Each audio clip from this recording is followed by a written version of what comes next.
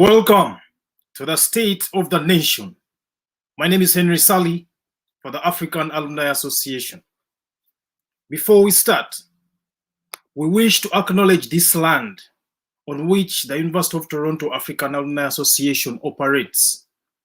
For thousands of years, it has been the traditional land of the Huron-Wendat, the Seneca, and the Mississaugas of the Credit River. Today, this meeting place is still the home to many indigenous people from across the Turtle Island, and we are grateful to have the opportunity to work on this land. Again, welcome to the State of the Nation. My name is Henry SSALI, and with me in the house today we have Mitala Muzukulu wa Muswangali, who is a regular here. We do have Mr. George Wilobo, who is also a recent regular here, and we do have the very esteemed leader, scholar, and women empowerment enthusiast, Dr. Lina Zedriga, joining us today. But before we dive into the conversation, I would like to take this opportunity to wish each and every father out there a happy Father's Day, to all the dads out there who are taking responsibilities, their responsibilities as fathers. I would also want to take this opportunity to wish each and every mother out there, single mother, who is playing the role of dad, that we see you, we appreciate you, and we celebrate you today. So as we engage into this conversation, first let me wish the dads a happy Father's Day. Happy Father's Day, happy Father's Day to all the dads out there, to all the mothers who are playing the role of a father. Today is your day. We celebrate you, we see you, and we honor you. Thank you so much for taking care of those children and for making sure that you nurture the next generation that will take care of our lands. As an acknowledgement, I would like to offer this opportunity to Dr. Lina Zedriga to introduce herself, and we welcome her to the State of the Nation. The conversation today, of course, is going to revolve around three major questions. The main questions for today, as you all know, the COVID numbers have skyrocketed in Uganda to the extent that even one of our athletes who traveled to Japan for the Olympics, one of them tested positive and is being quarantined right now. He hasn't been accepted to enter into Japan. He's being quarantined in one of the hotel facilities where people who are deemed to be sick are advised to stay. So we are going to interrogate the question of COVID in Uganda and the government response. Is it sufficient? What can they do differently to ensure that our people are not as affected as they are right now? Are they doing all the right things? What are they not doing right? What is the state of the nation in regards to COVID? That is the first question. The second question, of course, is going to be revolving around the recently released political prisoners, most of whom subscribe to the National Unity Platform. What is next for the struggle after the release of those political prisoners? And what about each and everyone who is still in prison? When are they going to be released? When should the government take responsibility for incarcerating people for believing in their own different political ideologies? And the third question is going to interrogate the question why Mr. Museveni is constructing roads in the Democratic Republic of Congo. How do the roads in the Democratic Republic of Congo benefit a Ugandan in Acholi or Chandamukaka, where there are no roads even for farmers to transport their goods on when they are bringing them. How do the roads in the Democratic Republic of Congo benefit regular Ugandans? So I'm going to give the opportunity to Dr. Zedriga to introduce herself. Dr. Zedriga.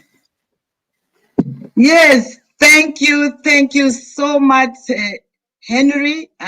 Thank you, my comrades who are going to be facilitating or sharing within the next 2 hours, which is a very short time for us, but we want to thank you so much, Henry. My name is Lina Zedriga Waru Abuku, born and raised from West Nile. I am the Deputy President, National Unity Party, Platform Party in charge of Northern Uganda.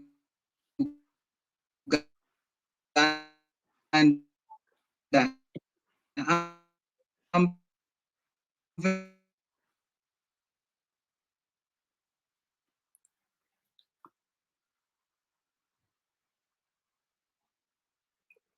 very grateful for that because I spoke to him just yesterday before I bring greetings from him, and as you have rightfully observed, I would like to last day out of, okay?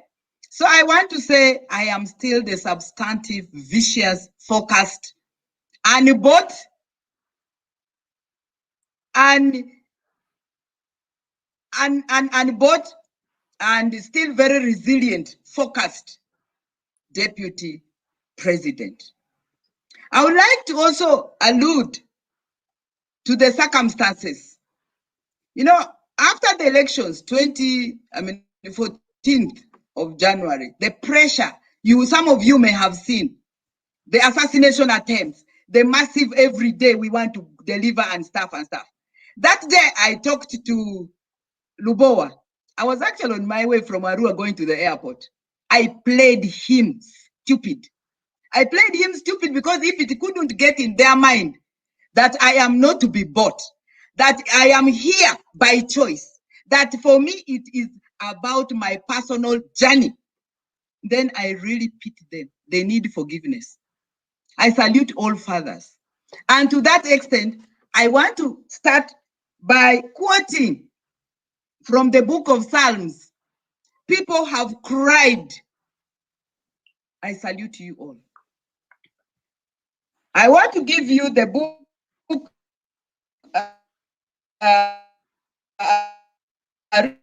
reading from Psalms 126:5. In tears, we are sowing in tears.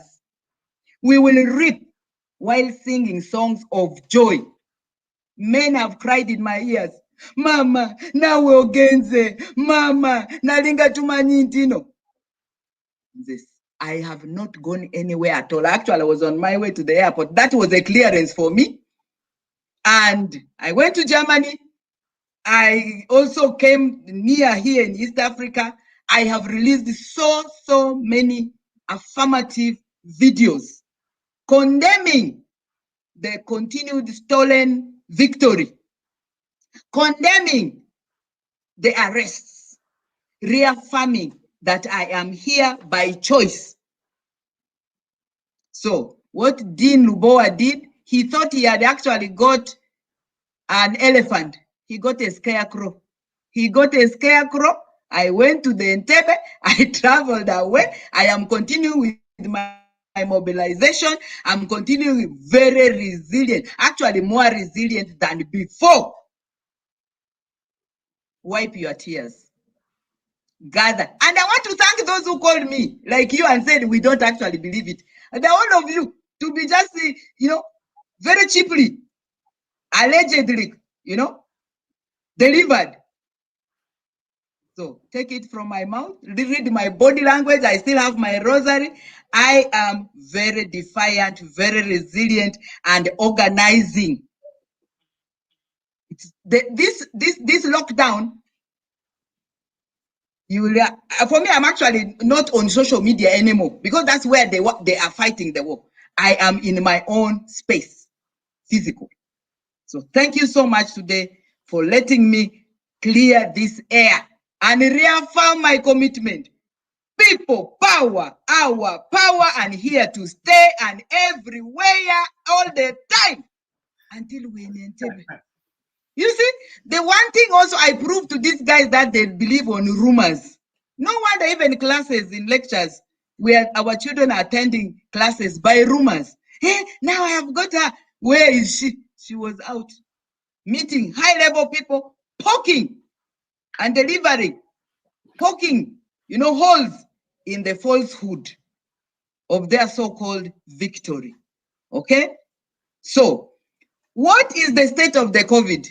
There is a lot of the state of the response. Yeah. So before you go into that, may we let the other two participants introduce themselves? Oh, sorry.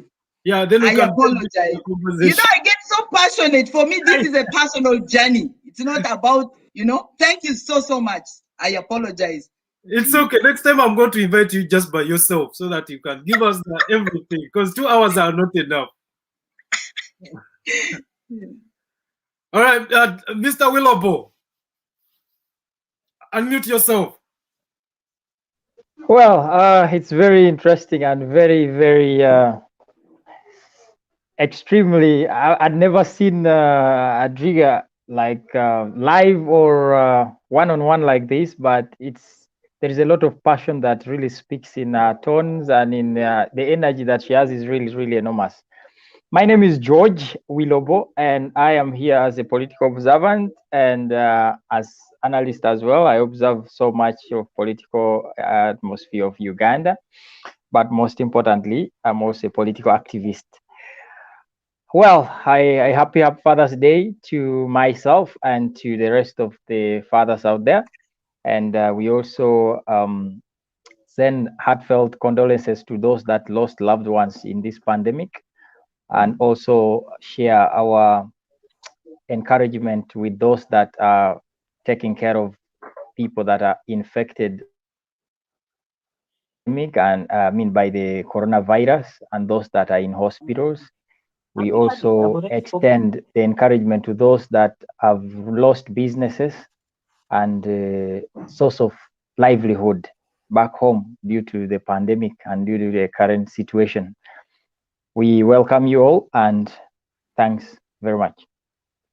Thank you so much, Mr. Wilobo. Mitala Muzukulu wa Mswangali, your turn in 2 minutes, 3 minutes. Thank you very much, Henry.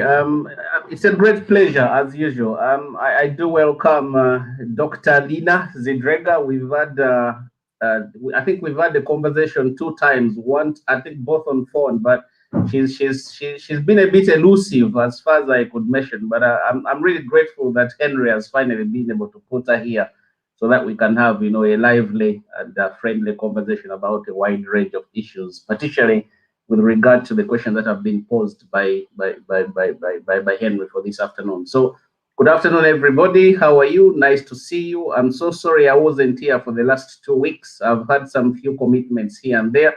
Last weekend, it wasn't my intention at all. I was supposed to be here, but I got stranded in traffic and I ended up not being able to make it. By way of introduction, Julius Mitala is my name. I prefer to go by the name Mitala Muzukulu wa Mswangali.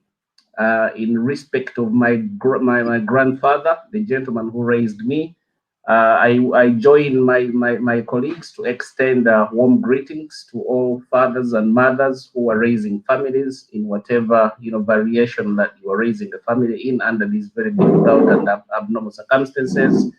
And in terms of myself, I'm just happy to be here, to be able to add my 5 cents to all the voices that are engaging in these sorts of conversations, so that we can be able to discuss the way forward for our motherland. So I think that's the best I can describe myself with, and I'm glad that we are here. Looking forward for the conversation as usual. Thank you so much, Mr. Mitala Muzukulu wa Mswangali. I'm going to go back to Dr. Lina Zedriga. Dr. Lina, you have one of the most elevated academic credentials within the National Unity Platform. Yes. You are also Yes. one of the most, as Vice President Northern Uganda, you are one of the most influential leader within that establishment. Why Yes. on earth would you meet with Dean Luwawa Sava, who is an investigative journalist as far as his own description, an investigative journalist, knowing very well that he would be sharing that information with the public? Yeah, thank you so much. Why I met Dean, actually, that very day I was to meet the president, and I did not meet the president. And Dean was also at the gate, okay? And Dean has been following us all the time during the campaigns. Why I met Dean, it's like when you're in when you're in labor ward. You are in labor, the nurse is not about to come to you, okay? So I met Dean for two things. He had been with us on the campaign trail, and the time we met, we were also at the principal's gate, by the way, at the gate, and we had not met for 2 hours. I sat at the gate, 2 hours. And since that has been resolved, that was the reason and the circumstances why I met Dean. Okay. And how I met Dean. So in other words, you are telling the world that they should treat that reporting as contemptuous as it should be. What I can say, political labor pains are real. The circumstances very emotional, and my other communications have actually totally overridden that so-called conversation.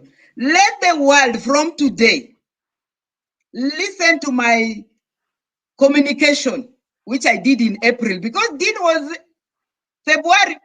We had just been battered. I had actually gone on a motorcycle and stuff. We were there, things were tough.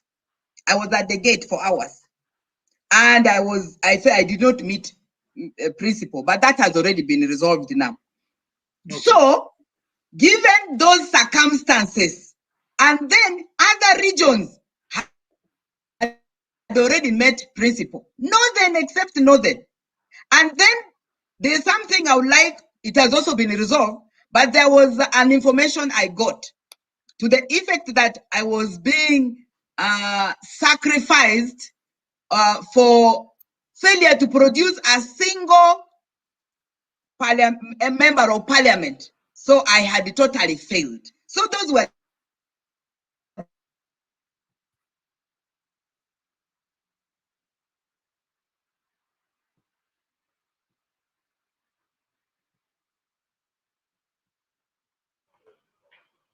the circumstances, which were very regrettable on all our sides. And for me, I'm not a very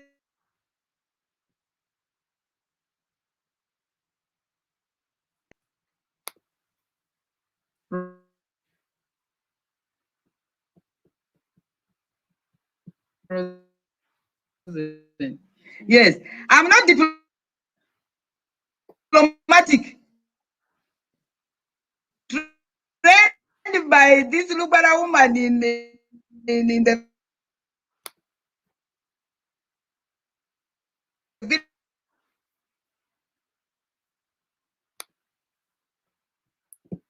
village, and circumstances on both sides.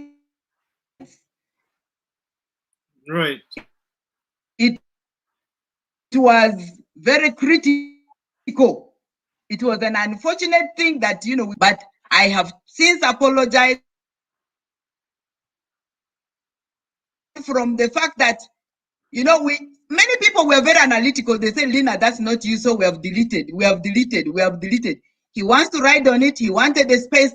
So let us totally unfollow. Let us disregard it and treat it with the contempt it deserves. And now we have proven that he was on our campaign trail, but a Judas Iscariot at its best. Right. You had it. You had it from the horse's mouth herself.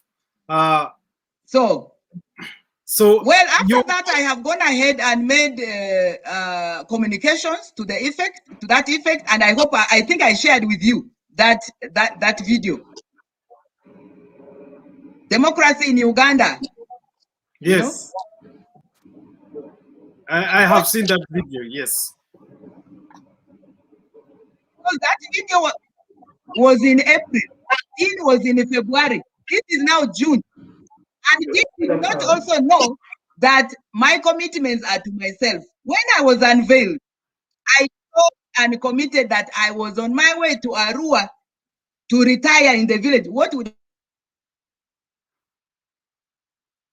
I be doing in AU? Really, from African Union and the rest. So it was an unfortunate thing, but it has also given me self-reflections. And some time back, somebody told me no publicity is bad publicity, but it has really given me publicity. So today, I take the opportunity. To those who cried, your tears are not in vain. To those who stood by me like you, thank you so much for being an independent thinker, for not being fooled by Lina or Lubowa. Thank you. Like Winston Churchill once said, never take a bad crisis to waste. So I think you have effectively used this crisis to recommunicate your commitment to the struggle to liberate Uganda. Absolutely, without any doubt. And I actually told some of my colleagues that, you know, for me, I'm an upfront communicator. I don't need to go to Wilobo to communicate that I'm going. I would call my own press conference. Okay, that's how open I am. So since I haven't called that press conference, and since he's still feeling, and even bend the journalist rules to take advantage, treat it with the contempt it deserves, throw it, delete it, stamp it down, and reinsert my communication in April. That video I sent you, you can, where I am saying we won, and my president is His Excellency Sentamu Robert Kyagulanyi, and we're still focusing on that. I'm not even settling for this so-called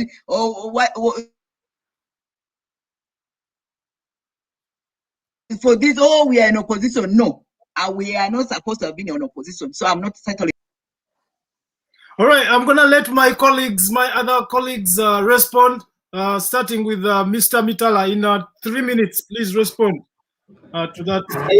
It's very interesting to hear, you know, Dr. Lina's response, you know, to the issues that have been raised. As you would be my witness, Henry. We had an exchange about this, and I think I was one of those people who decided that I was gonna treat, you know, the initial video that was shared with a bit of caution. I think the challenge that we are having is we are living under very unprecedented times. You know, there's lots of pressures on political actors, you know, from different perspectives, and I think there is a price tag on people's heads. So, and I'm not surprised that maybe Dr. Lina might have fallen, you know, into that trap. But this is what I would say.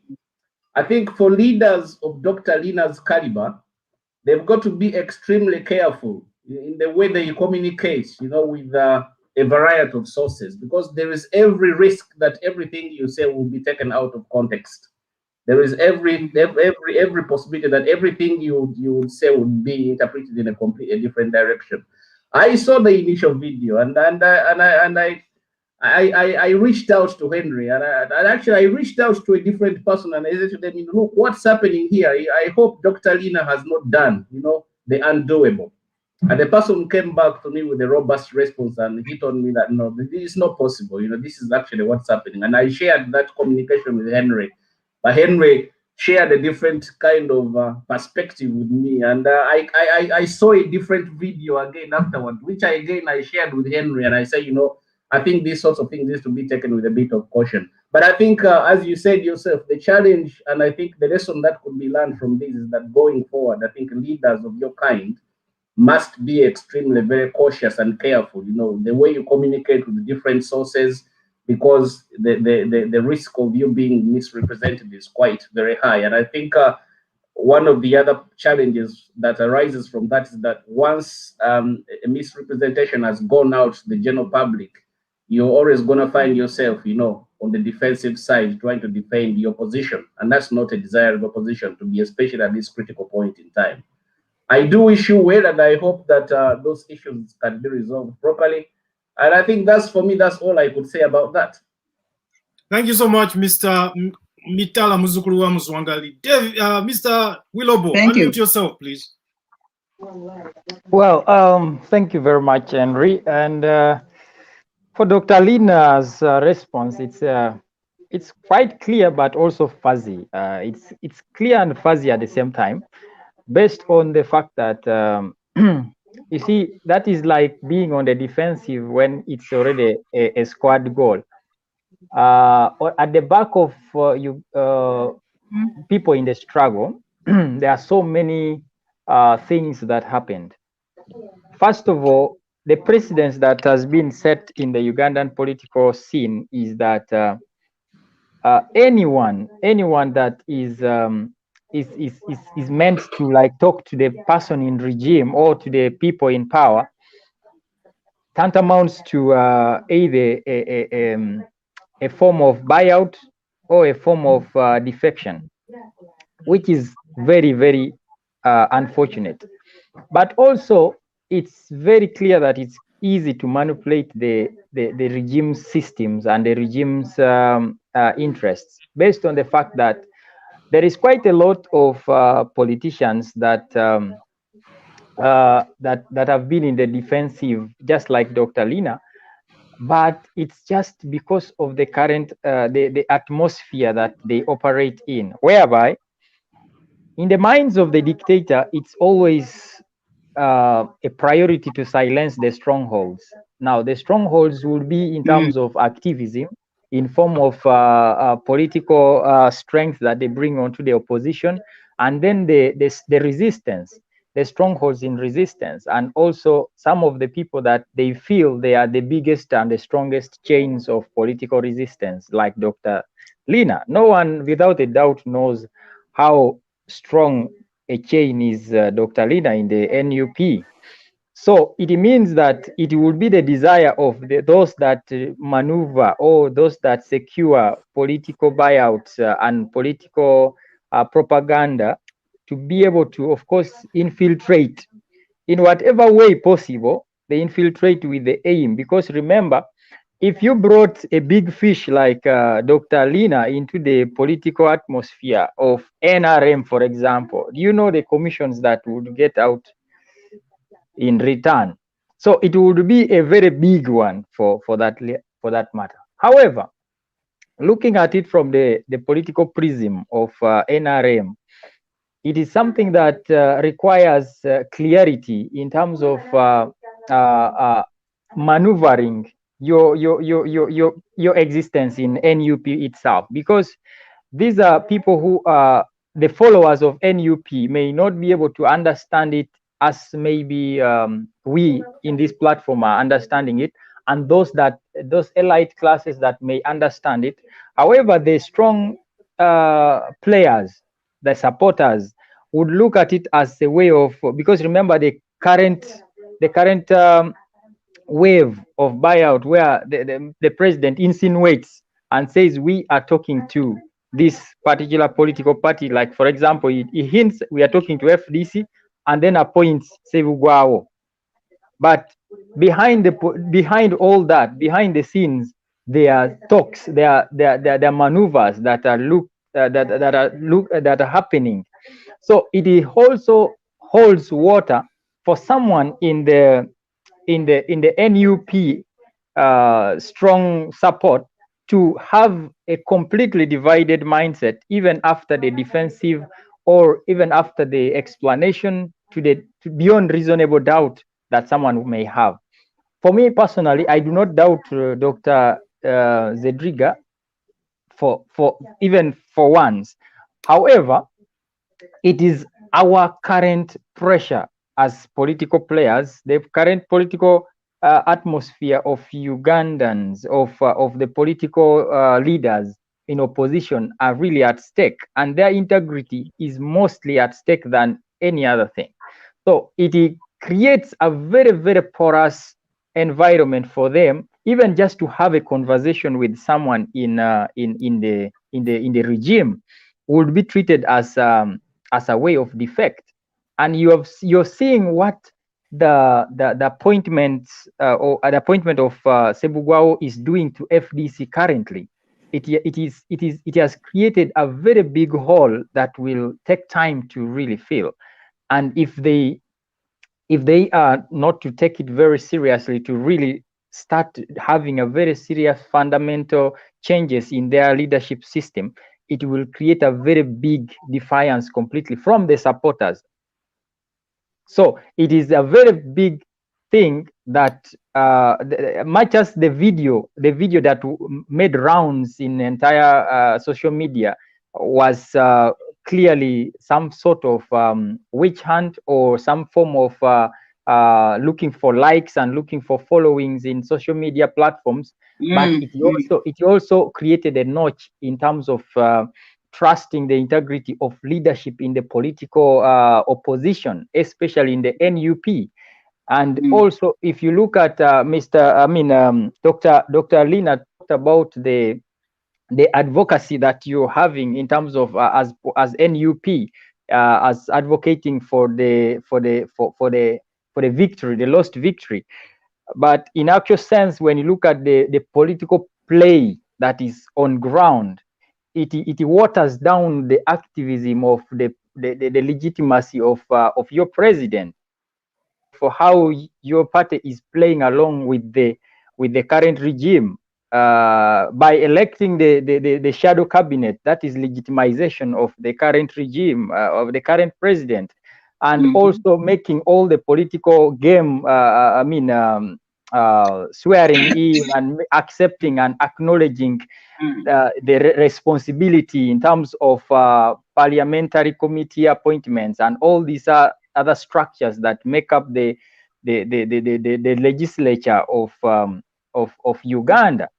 It makes it a center point for someone from a distance like me to observe that yes, NUP has finally acknowledged President Museveni as the duly elected president of Uganda. So if you were to play the cards differently, if we see a complete defiance or a complete rejection of your members participating in some of these political activities, it will make sense and create a unanimous consent from the public and from the supporters and say, okay, we are demanding for victory. But where do you leave the lowest supporter for that matter? Who is the stronghold of support and believing in your norms, or in your ideology of Kyagulanyi as the elected leader of Uganda, when the top leaders are acknowledging the regime's activities and participating fully? So I'm going to give Dr. Lina Zedriga an opportunity to respond to that, and then you're going to move on to the COVID scourge in Uganda and how we can resolve that challenge. Dr. Lina. Thank you so much, Wilobo, and my colleagues for that very solid, not only advice, but insights. I thank you so much for that.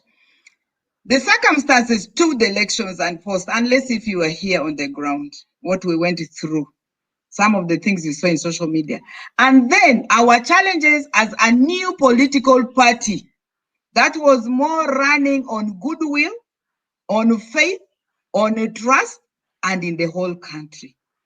And then the shock we went through the militarization and arresting the whole entire team of the campaign, and they are brutalized, and every day I'm getting calls and visiting women who were brutalized, and young people are being dying, and emotionally also I was looking at the waste of humanity. Okay, then internally I have an assassination on my head.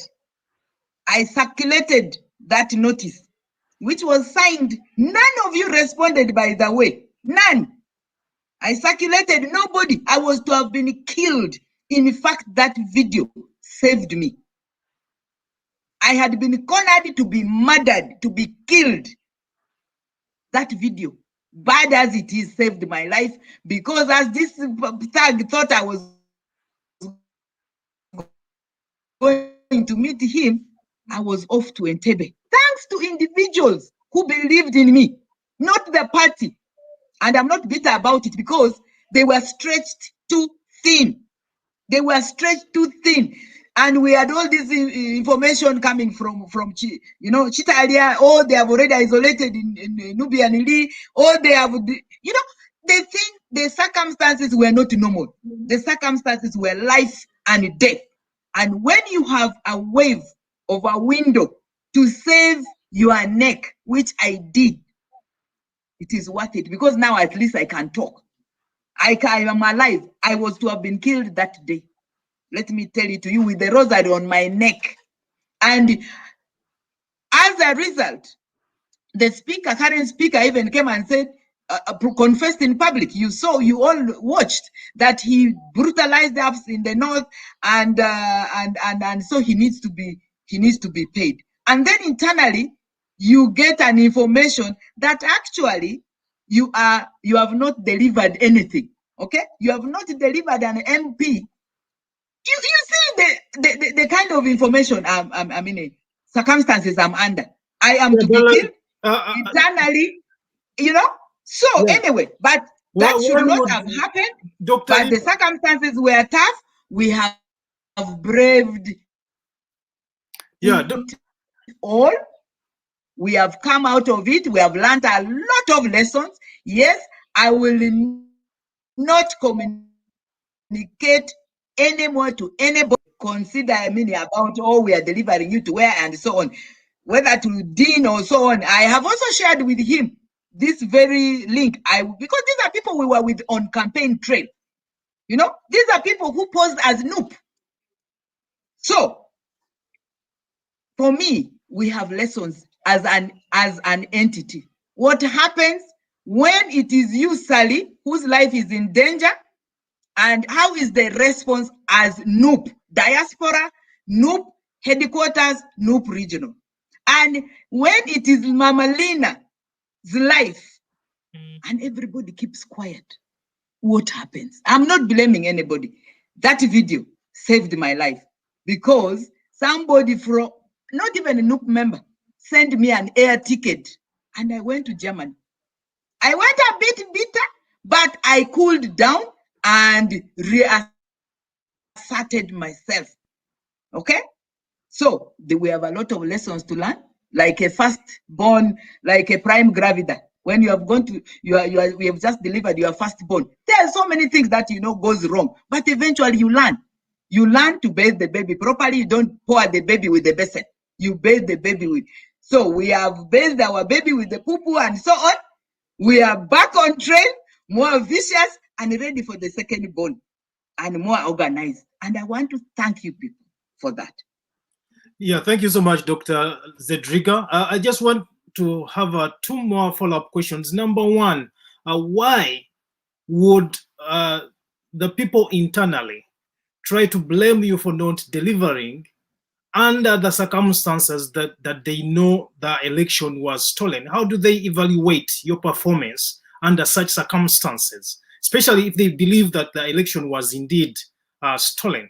Why would they be questioning your non-deliverance of MPs in Parliament, especially given the fact that Salim Saleh is probably residing in your area, spending lots and lots of money in your area, and also the current speaker was rewarded that position for having spent all his life buying out each and every one of your resources that would have probably helped you deliver in a fair and in a free and fair Your network election. has gone off.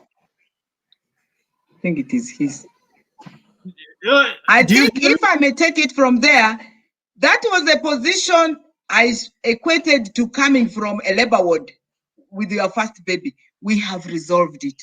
We have resolved the position, and I'm not going to use this platform to continue on something we have already, what I would say, a matter res judicature. We have already resolved it. We all learned. In any case, our president, after voting straight, was incarcerated. Okay? So this is circumstances were normal. We never prepared for it. We were unprepared, but we have now come out like tea. Tea leaves when you want very good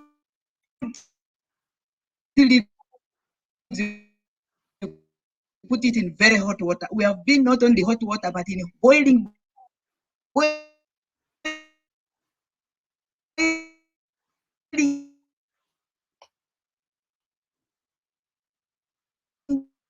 hot water, but we have come out. We are together. We are resolved. We are moving ahead. Thank you very much. You are moving ahead. Great to know that. Great to know that you are moving ahead. I was going to ask another question, but I'm going to let that slip. And let us go to the COVID questions now. We know that, of course, the numbers have skyrocketed. Many people have not been vaccinated yet, and we have received some information that there is medication that has been stolen and is being sold off, even though most people in the diaspora, the US, Canada, the UK, many people within the diaspora are receiving that medication free of charge. We believe that some people in Uganda received the medication free of charge, even though there's a lot of hesitancy for vaccines. Do you think that people who are stealing medication and selling it are doing a disservice to Ugandans? And what has the government done to educate people that taking medication, taking medication is a good thing? Yes. Before you respond, there's a video that I'm going to play that talks to the stealing of medication. Bw'otunuulira eddagala lino kyangu okulowooza nti liri mu sitowa ya ddwaliro oba etterekero lya gavumenti eddene.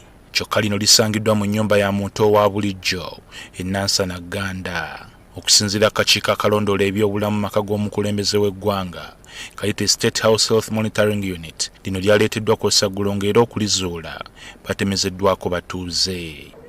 The 1 inch around are the ones who blew it up, because they have been seeing the trucks bringing drugs and taking them away, and they became suspicious and they reported the matter to police. Lino lisangiddwako obulambe. Poliisi bwegamba nti bulaga nti lyerimu ku lya gavumenti nga n'eddala lyava mu bagabi b'obuyambi. Twasanze ng'eddagala lino kweriri era nga limakingiddwako, erimu nga lirina marks eziraga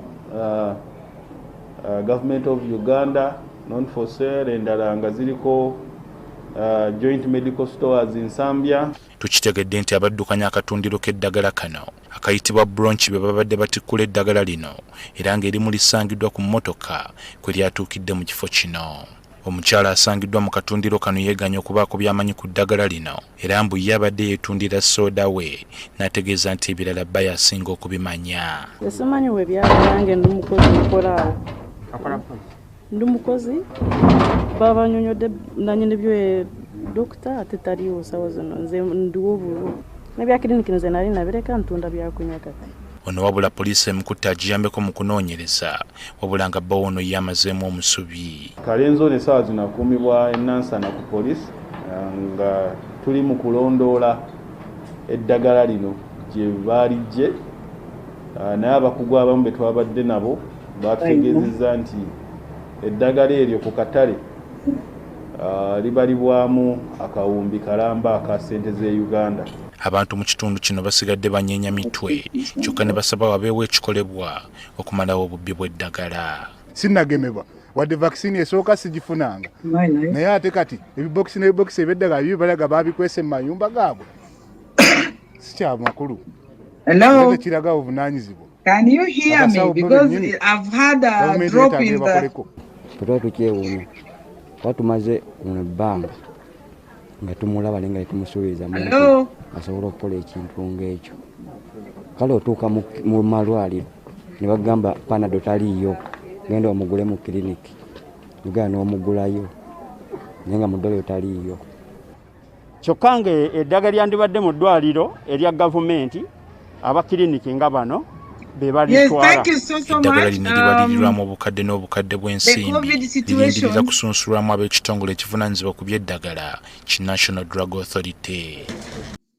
Yes. Right. All right. Tell us about the COVID situation in Uganda. Now, the COVID situation it has grown from last year, from worse, from bad. It's now the bad and the ugly. Because from the failure to deliver on the promises of the masks last year and the food, this year it is now in terms of the vaccination, the response, the hospital thing, I would best describe it as pathetic, to be a bit kind. Because the information, there's no clear information, the shutdown, there's no consultation at all, whatever. Death rates indeed are very high. But amidst that, I feel the lockdown with lack of planning, proper planning and consultation. Every time, just even a while ago, people are telling me I'm actually sleeping hungry. Because the COVID response has continued, in my considered view and experience, to be exclusively implemented without a humanness in it. I know it's life and death. Right now, actually, people no longer even ask for masks. You find them wearing the masks. But in terms of involving communities to respond to it, I think we have failed as a nation. Just closing schools. Parents had just paid school fees and children were in school. You saw the mess in the transition in the bus park. My house here had over 15 people. We had to pick because they couldn't. So that transition has, I don't know. I'm still coming out of the shock because the aftermath or the continuity is what best I can describe in accordance with in reference to Helen Epstein's book. It's not only a fine mess, it is a very gross mess. It really is a mess. That's very unfortunate that it's a mess. Of course, the rest of the people in the panel are the people who reside in the diaspora. We have a completely different perspective because we see most of that from the news perspective, and of course the videos that are being shared. Most recently, only this week, actually, last week, people in the Toronto area, Ugandans in the Toronto area, have been mourning their loved ones from Uganda.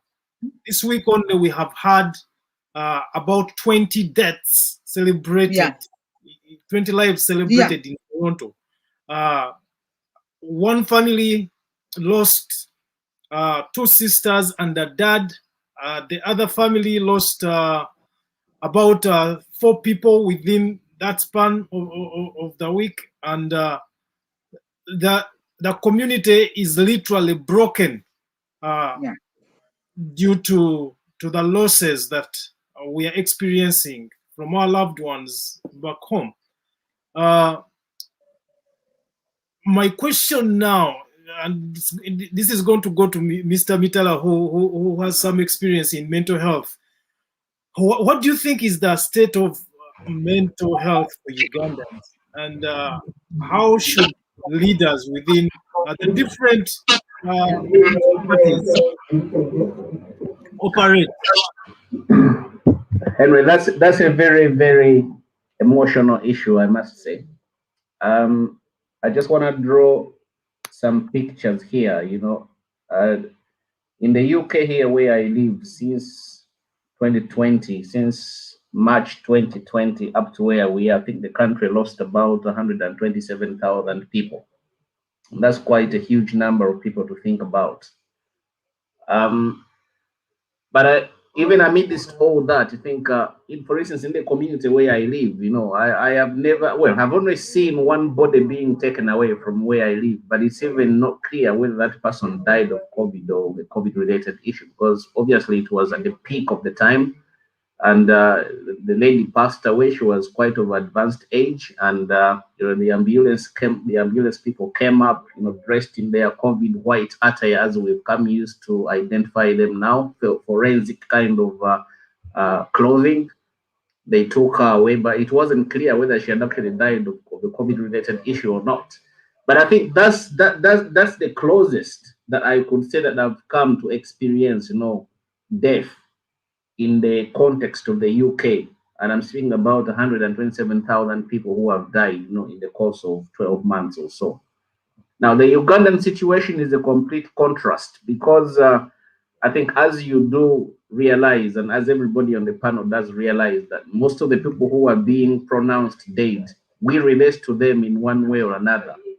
They are either parents of a friend, they are either a sister, husband, or somebody we went to school with. So we know them. There is that direct link. There is a direct connection. And every time a piece of news comes out, it really hits you at a very personal level. I mean, personally, I've been left feeling really, really very stressed about these sorts of things. It's like looking at your phone in agony, waiting who else is going to be announced. And we've had relatives who have been sick. And I think it's been horrendous. That's all I could say. I put myself in the shoes of brothers and colleagues back home, and I think for their situation must be incredibly more difficult than most of us what we can relate to, honestly speaking. When you have a state of disorganization at the level of what we have, the lack of planning, and this thing is not new really, in the first instance when the pandemic broke out, you could forgive governments and, government structures and everybody involved in this business for having been caught off guard, not being aware of how to deal with the situation. But we've had the situation for such a long time, and, to find ourselves in a situation where we don't have clear direction, we don't have clear guidance, we don't have a clear strategy on how to deal with the situation that poses a very significant risk to the livelihood of our people, is something that's really regrettable. But I think for me, and I think this is really sad, because there has been a breakdown in the social contract between the state and the people. The state has a responsibility, to protect and preserve life. That's really the paramount thing. Now, some of the most embarrassing things, painful and embarrassing, if I should say, that we've had stories and people turning up in hospitals, and people are being asked to pay bills of up to 9 million shillings. Ordinary Ugandans being asked to pay bills of up to 9 million shillings. The doctors cannot even touch you before you put forward an advance of 2 million, 3 million, 5 million Ugandan shillings. Now, that's quite a lot of money. If you think about the per capita income of an ordinary Ugandan, where do people get this money? If you find yourself in a crisis. So I think for us, it's now become really an issue of life and death. This is where we really become. But I think the most disturbing issue here is, and as I've been saying, that we've had a long time to have put in place a clear strategy. Money was solicited, money was requested for, there was fundraising, lots of money, governments were given lots of money to prepare for this kind of situations, and there doesn't seem to have been any kind of preparation whatsoever. And this is one of the complaints that has been, raised at very different levels. what happened to the money that was initially collected by the government to be able to prepare for these sorts of things. You've not seen an exercise of mass testing. The president's yardstick was that he was waiting to have at least about 400,000 people vaccinated before he could think about taking robust action to be able to deal with the situation of such a country. You're talking about a country that has got over 60 million people, and our target is to vaccinate 400,000 people. In terms of numbers, how credible is that? It's really annoying, and I think in terms of the medical professionals, that I'm pretty sure people know about the Hippocratic oath that doctors, medical professionals take in order to be able to, do no harm to people, deal with people with respect, deal with people as if you're dealing with human beings, not boxes. And when you have a situation where people are ending up in hospitals and the doctors are running away from them, and the kind of stories that you've shared there, medicine, being smuggled in the country and disappearing and turning up on the black market. For heaven's sake, where is the state in these sorts of things?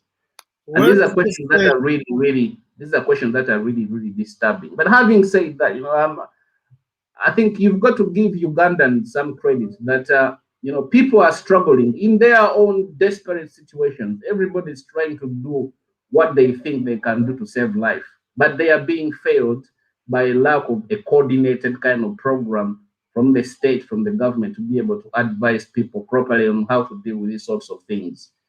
One of the things that I could say that I'm glad about is that even though, it's still kind of treating people like animals, because we've seen people being beaten off the streets, people being swept off the street.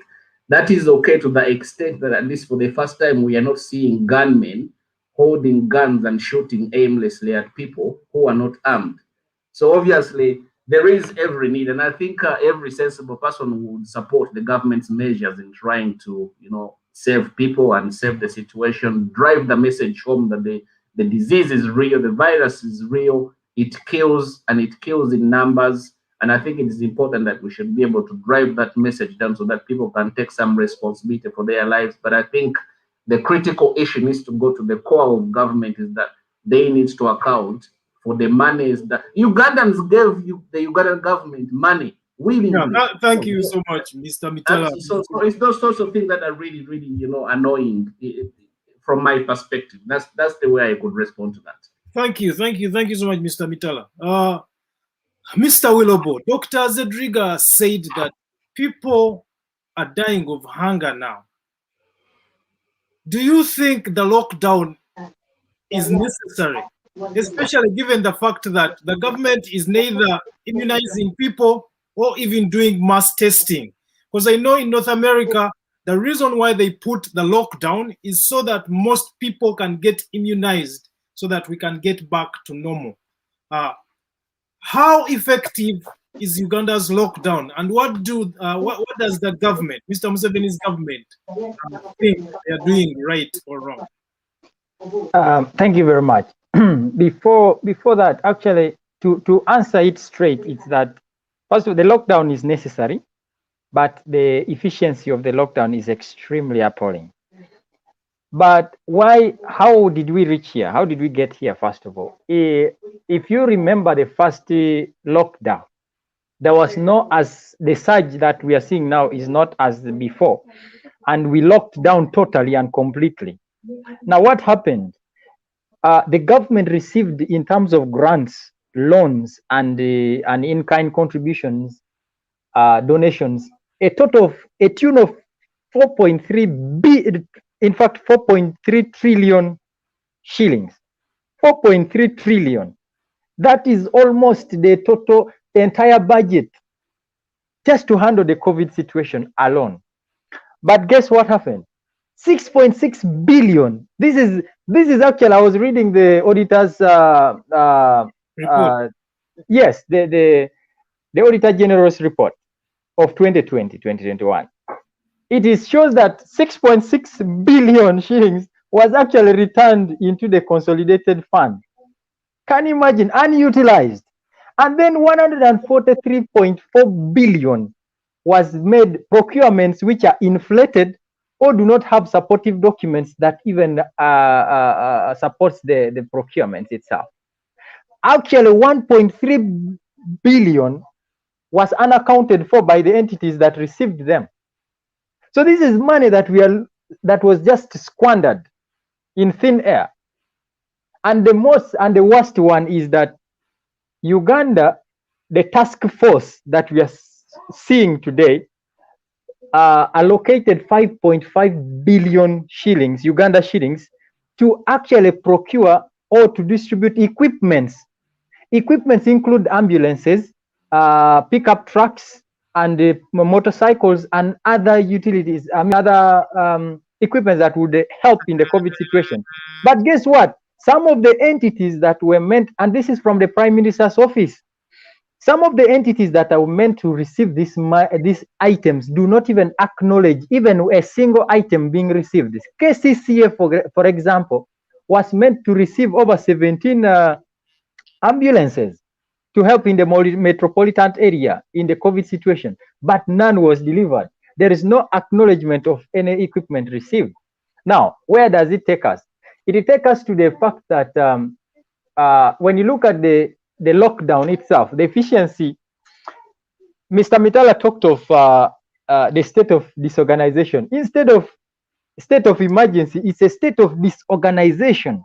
But the disorganization started from how they handled the first one.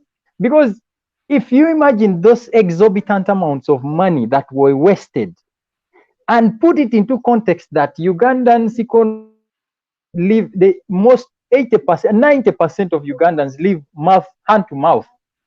And then when you are doing a lockdown without consideration of the livelihood of the people, now the value of the Ugandan is actually at the election time only.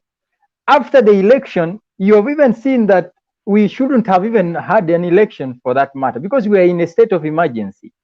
But we had an election. Ugandan was very valuable in that particular time. And then they even used the COVID granting and all this other mobilization just to make sure they pave way for solicitation and securing the votes. After the votes right now, the lockdown order is simply to say, stay where you are and stay at home. But stay at home, a Ugandan who is hungry is angry. Anyone who is hungry becomes angry. Right now, anyone who has children will do whatever it takes to make sure that they eat food, and they will become angry to make sure they are in a situation to make sure they provide for their families. But is there a consideration to that effect? Is there a consideration? Because when I was listening to the nation's address by the president is reading the content of a speech, and he's at the same time washing it down by claiming and proclaiming that it is not his. Now, how do we even start valuing the content that you're reading to the public in the nation's address, that it is not mine, and you're disowning it, and you're giving directives on basis of somebody's thoughts? These are people who have lost touch with the common person. These are people who have lost touch with the individuals that make up the country. There are people that are making these decisions in the higher authority, do not even know the cost. These are people who ride and believe that life starts and ends with their corridors and where they are. There is travel in AC cars. Today, if we are looking at the state of Ugandan loss of livelihoods, which political leader in the government has told us that we have lost income? They are not going to pay them a salary, so they have also lost an income. They are secure and they are assured of earning. But the common Ugandan who has, you read a state of nation, to measure the magnitude of disorganization, you read a state of COVID situation in the country and create the powerful weapon of directive. At 8 p.m. in the night, people are in their homes. You do not consider that there are people that slept in Mukono, there are those that work and have their livelihoods in Chikubo, and their businesses are closed. Now, in the morning, somebody has to come and maybe pick a little bit of some few things, items that they have left, and there is no way that is going to be possible. How do you expect that to happen? Speaking to that situation, as we go, as I invite Dr. Zedriga to participate.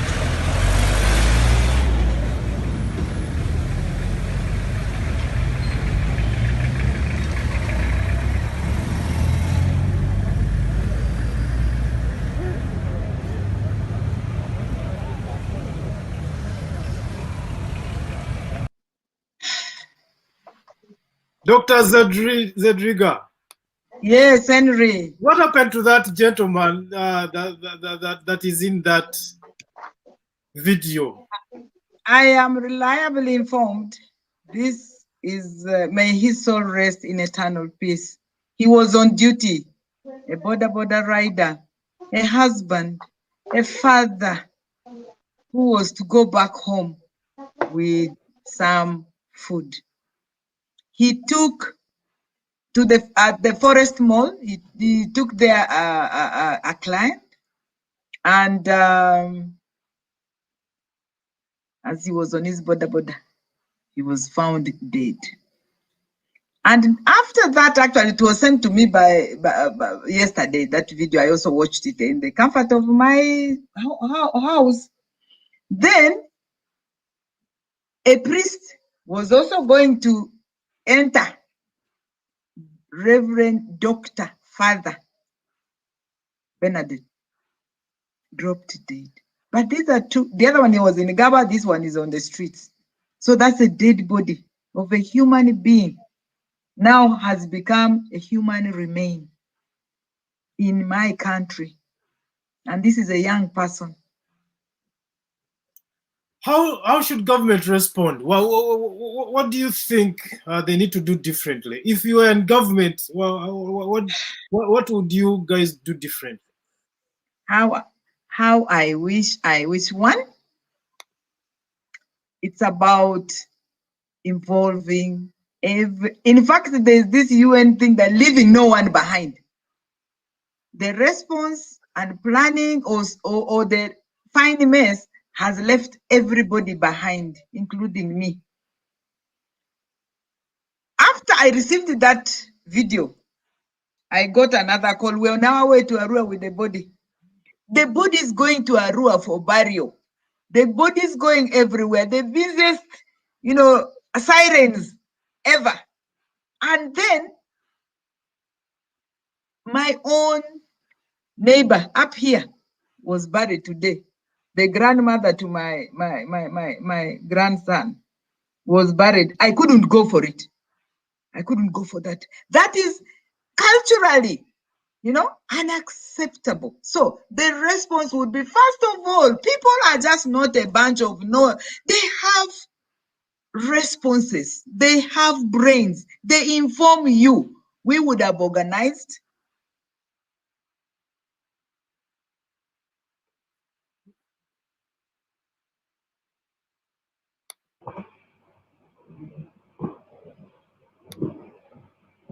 Right. Yeah.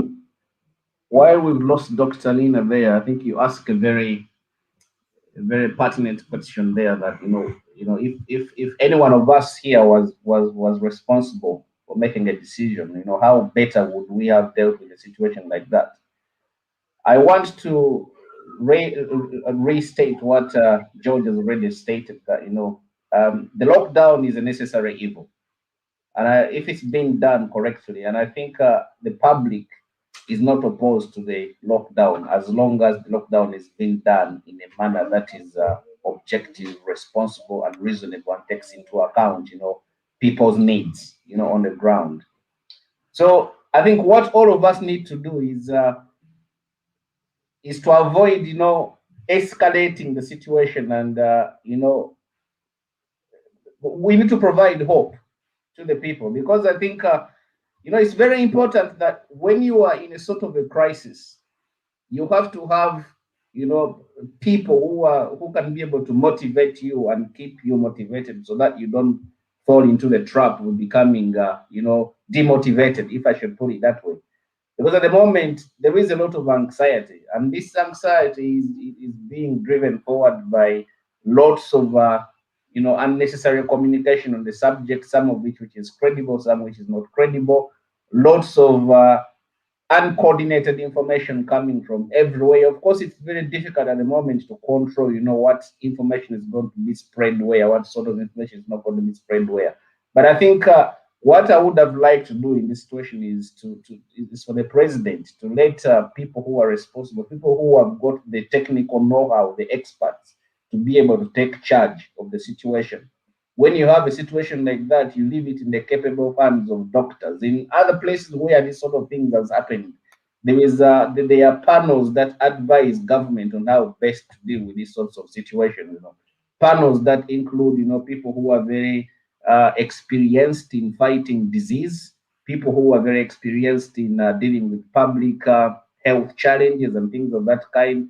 But I think what we're having is that all these people have not been given the power to be able to take center stage and be able to provide leadership where leadership is needed. Instead, what we have is we have the president, and fair enough, it may be his address is supposed to provide, the assurance that the government is doing something. But I think for me, what I would love to do is to let people who are professionals in their fields to be able to take center stage and be able to provide the guidance.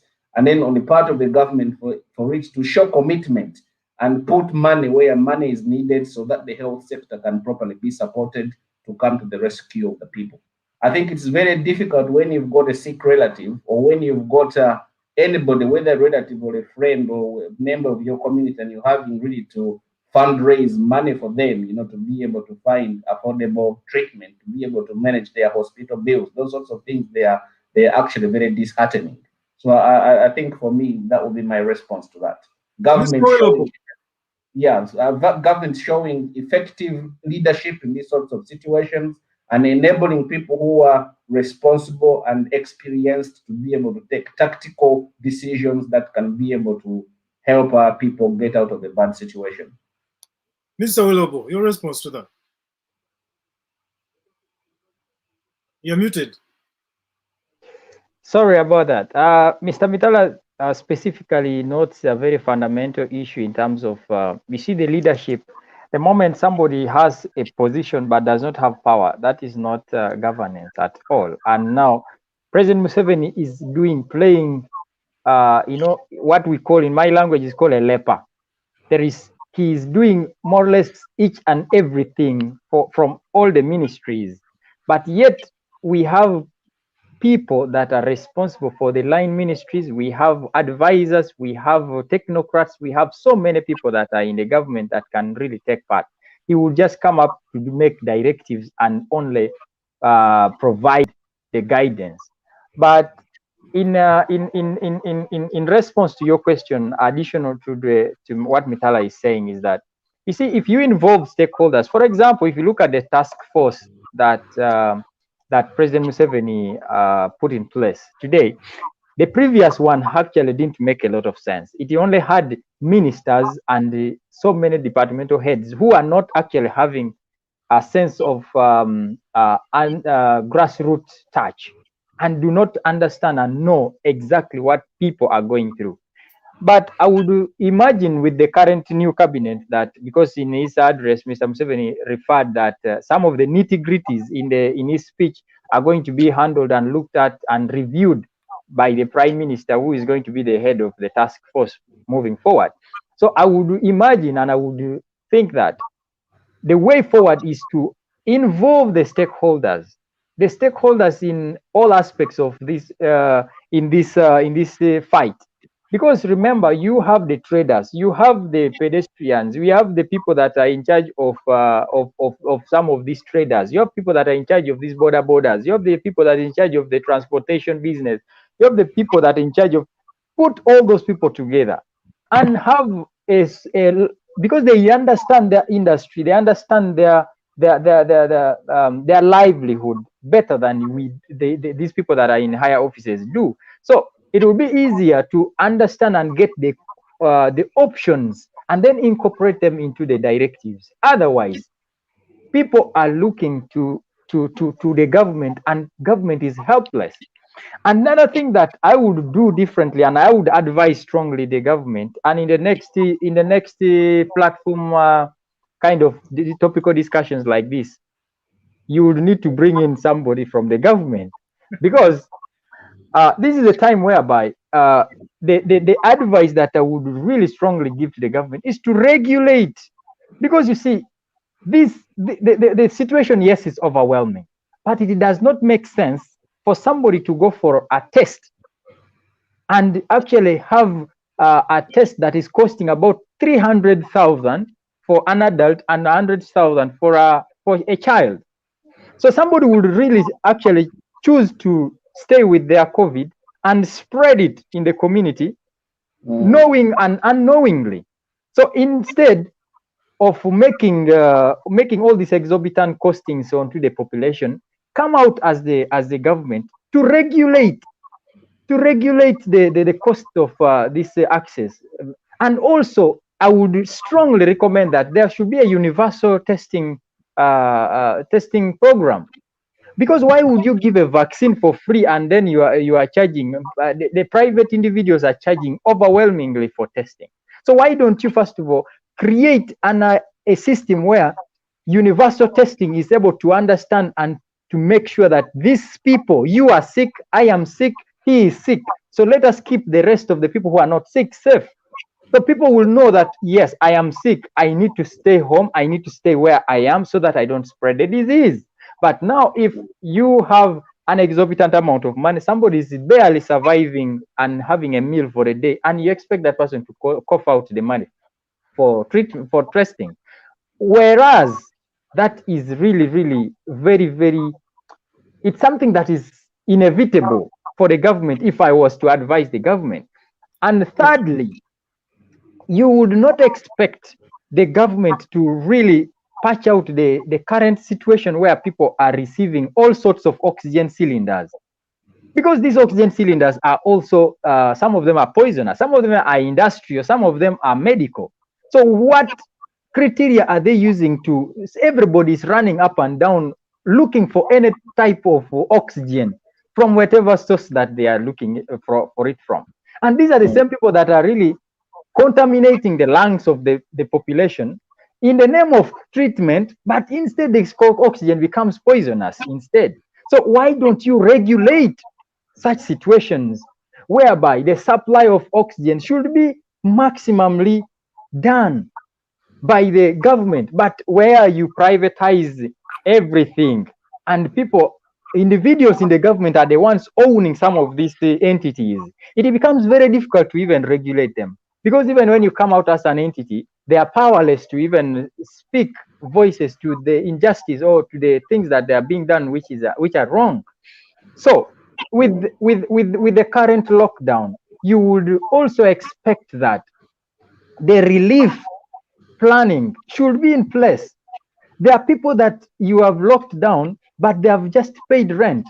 You have utilities that are running.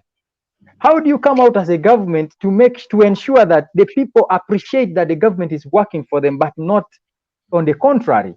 Because right now, somebody is having a home, there is a water bill, there is electricity bill that is not posed by the government. If the government come out and say, okay, because of the lockdown and because of the current loss of livelihood that we are having and the situation that is at hand, we have suspended electricity bill from this time to this time for 42 days.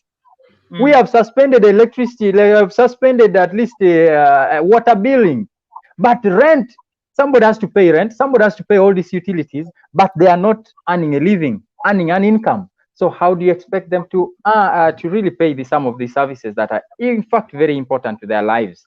So those are great questions, Mr. Wilobo.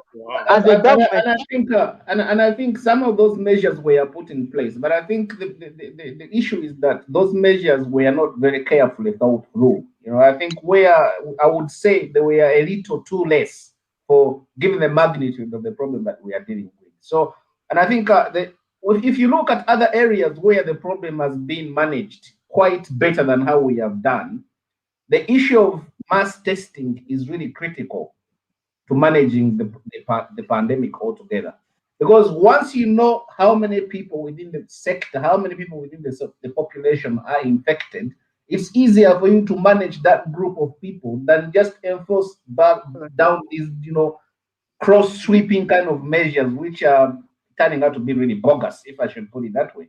Because at the moment, they are not helping the situation, but they are making the situation of the people's situation, actually, they're making their lives far, far more complicated, which removes the incentive for those people to even want to cooperate, even though they realize the danger that lies ahead of them. But because of the disorganization in the implementation of these policies, the public just seems to say, okay, we don't care. We're just going to carry on with our lives as normal. So I think those are critical issues that really need to be addressed by the national planners, so that we end up in a better situation. We are going to give Dr. Zedriga an opportunity to give us her thoughts on how government should respond, or how different they would have done it. Yeah, how different we would have done it. We said we are about institutions and structures, not about individual, not even about me. It would be collectively and institutionally handled. There would be a proper planning with consultations and using guidelines, proper guidelines with data, with evidence-based planning to respond. Not now, not even to respond, but even to prevent. We would now be looking at prevention. In a consultative manner, planned through technical means and technical institutions. That for us is because I don't have it. I would need the psychosocial support people, but we would have evidence-based prevention and response through institutions, the line institutions, not overnight decisions of a cup of tea. Okay, so I think the COVID conversation is very long, one that can go on for hours. But why don't we talk about the situation of the recently released political prisoners? They are back into society. There's no compensation whatsoever. Some of them have found their families completely broken because those 6 months that they were away, their families couldn't manage to stay sustainable. What's next for that struggle? And how should these political prisoners, recently released political prisoners, fight off those allegations so that their names are completely cleared? Thank you so much, Henry. On the 14th of June, the year of our Lord 2021, that was last Monday, by the way, today is Sunday. And tomorrow it will be 1 week that they were released. And the key thing is they're on bail. They are not free. They are bound to continue to report. So that's a bail. They are not completely free. They are out of Chitalia. 2, as they were released, they were more arrested. It's just a tip of the iceberg. From their own confessions, Chitalia is so full. There are hundreds and hundreds. These conditions are horrendous. And we have so many other prisons in Uganda. So we also should not lose focus of those that were murdered. The mass graves are real. Okay? So I want to congratulate the legal team, the prayer warriors, the media, who were able to highlight this case, and those of Nubian Lee, they were released, and I was humbled to be part of the team. Their cries and to receive them. So what should be done? There should be continued advocacy and legal pursuit of their total freedom, not on bail. And then The focus should not only be on them. There are so many other supporters who are in places of it, and there are so many in other ungazetted places. So it's a very, very massive incarceration. My take is actually they want to keep us extremely busy and focused on these kind of conversations, you know. So I am happy. I am very glad that they came. Of course, the situations back home, where they have been away for 6 months, some of their families have been thrown out of the by tenants, and so it's an emotional reality for them. Others have lost their spouses, others lost their parents, they did not bury. Okay, and then others, of course, are sick. You know, there were those who were really psychosocial support. They need psychosocial support. They need a holistic approach in terms of reintegration in the transition. I want to salute them because they're very resilient. But there are also those human realities of psychosocial realities where they'll be dealing with the situation simply because they were innocently arrested, incarcerated, tortured, dehumanized. So what is the National Unity Platform doing to rehabilitate some of these colleagues that are going through these challenges, the psychosocial, the mental distresses, and the re-entering of the society after having been incarcerated for political reasons? I want to thank the entity, the political party, and I want to thank the vigilant foot soldiers. I want to thank those in diaspora who stayed true to the cause in different ways, the prayer warriors and the media, you know, to come in support. Their reception, first of all, showed them that the support was very real. And what National Unity Party platform has committees or structures.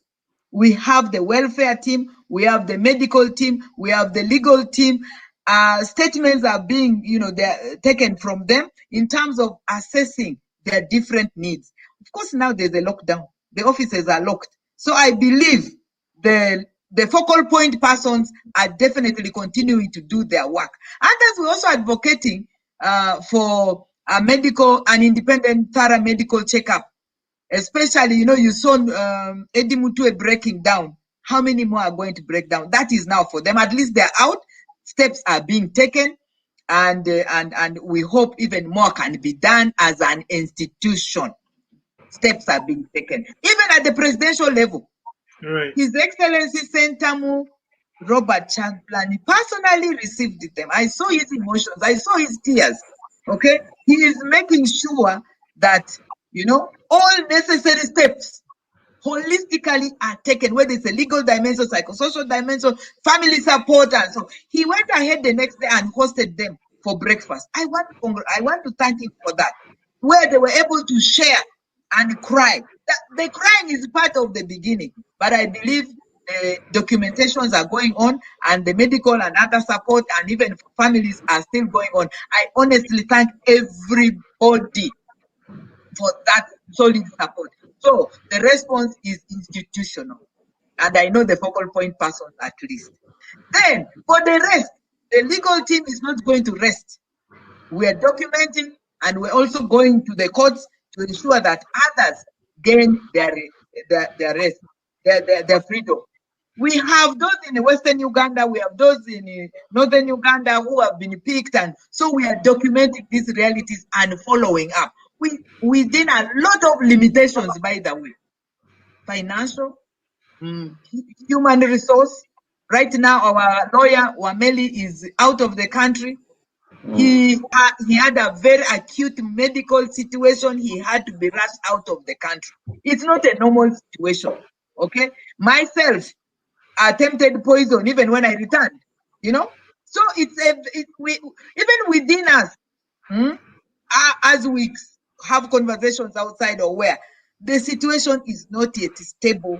The assassinations or whatever is also still real. The abductions are still going on. But really focusing, we are very focused on the release and conditional release and total freedom of all political prisoners, whether they're in northern Uganda or whether they are where. And we're also documenting even beyond the freedom. Mr. Mitala, as a lawyer, what is your response to Dr. Zedriga's submission? And where do you see the struggle heading after the release of these political prisoners? I think Dr. Zedriga raises a very fundamental issue, and within that, for me, what I pick is really the issue of people fighting for their, for people fighting to clear their names, because that's really the most important thing. The moment somebody tags a crime on you, it becomes a matter really of fighting for your existence, because that once you are convicted, the direction that follows is either you've got to go and serve a sentence, or if you don't serve a sentence, you have to pay a very heavy fine. Now, these are political crimes that are being, presented in the form of treason, in whatever form or shape they're trying to present them, and the final price to pay for that for an individual is quite very heavy, really very heavy.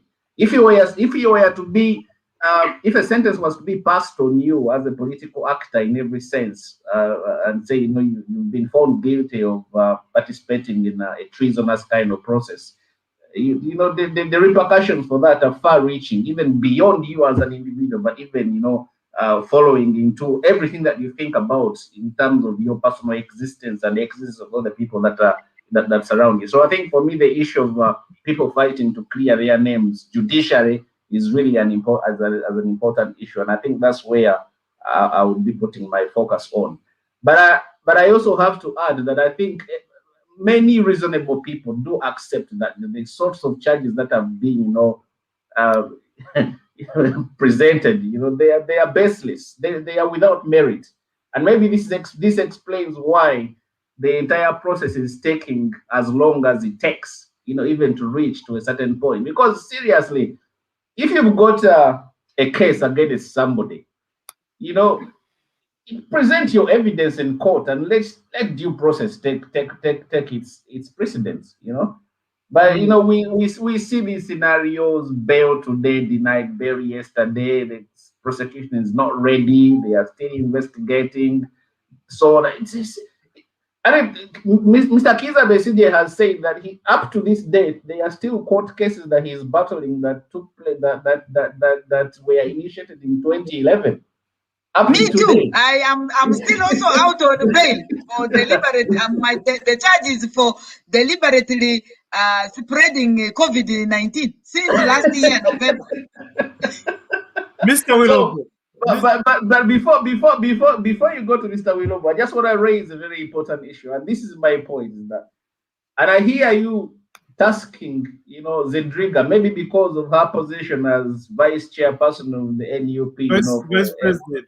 Yeah, to be able for NUP to be able to, because what she says here is possibly official in her capacity as vice president of a party.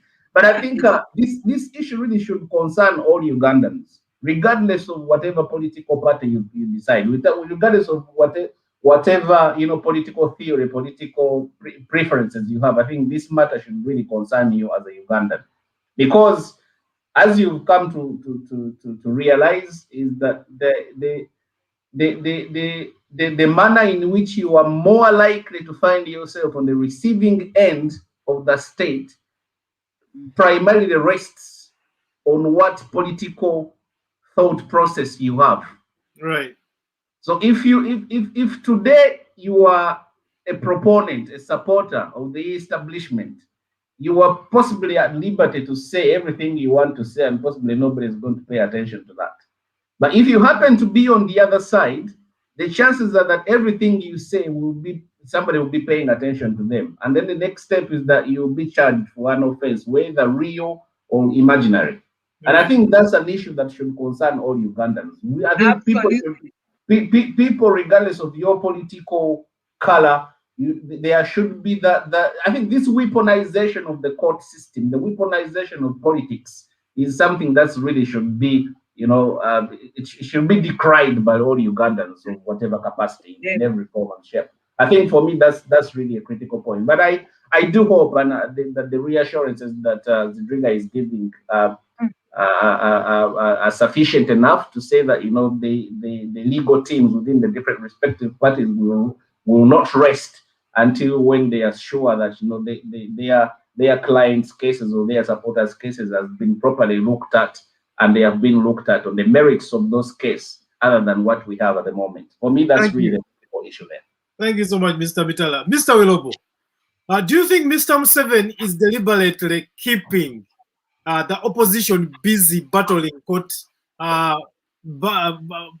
cases so that they cannot focus on him and also stop the legitimizing of his illegitimate presidency? Unmute. Sorry, it's very evident that if you observed political maneuvers of President Museveni since 2001, 2006, 2000, all that time when he was having a very hot contestations with Besigye, you will see that between his political lines of operation is political frustration measures. So in between the political frustration measures also come along the arrests, unnecessary arrests and trumped up charges that of course clogged on to political opponents, ranging from treason to very petty cases, and some of them are still battling in court. Exactly. So this is just to frustrate the political ambitions of the opponents, to make sure that they cling and hold power. Because as I started this conversation, I said that anything that poses threat to the regime, the biggest pivot would be to make sure that they silence where it's coming from. There is always the political diversions, the political intimidation, the political, all that is actually based on the values and how the President Museveni's NRM government want to hear anything called stronghold opposition. They also want to make sure that they frustrate the opposition to the extent that you are on your knees to beg and to get absorbed. So you will find that they use this arrest deliberately to create a situation where the political parties are either facing charges every day and night. The families of those that are arrested are frustrated and very angry with the political leaders that might have solicited support from their young men and women to support them. So you have the pressure of those family members of those that died. They will have to demand for answers from the political leaders. For example, the NUP, the Kyagulanyi faction, the Kyagulanyi party. So he has a very big stake in the lives of these people, so that when the family is demanding for answers, he is answerable. You have heard where they were accusing him of not giving enough to the families of those that lost their lives, and you have all propagandas around that, and they will pivot the media into that aspect of things to make sure that they bring out the frustration more evidently. But also there is this individual and personal breakdown where somebody will not be the same again.